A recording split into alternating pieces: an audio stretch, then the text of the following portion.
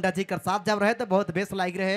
फिर से हमरे एक गाना कर बाद अनिल मुंडा जी के लगा मंच में आवाज, फिर से एंजॉय करते रहो। आज का कार्यक्रम को यादगार पल बनाते रहो। धूप काफी है लेकिन भी रीज अथा है, ऐसने साथ देते रहो।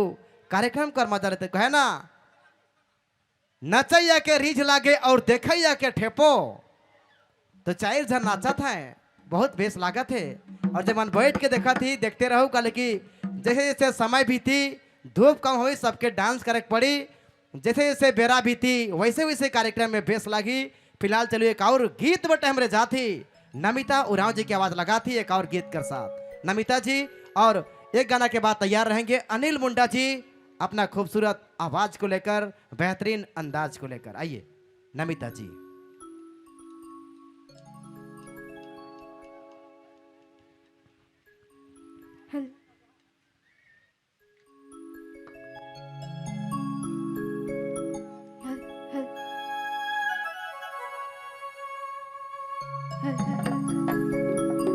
जा तेरा बाती कोई पेलो, जा तेरा नोखा तेरा इराई तो, जा तेरा नोखा तेरा राई।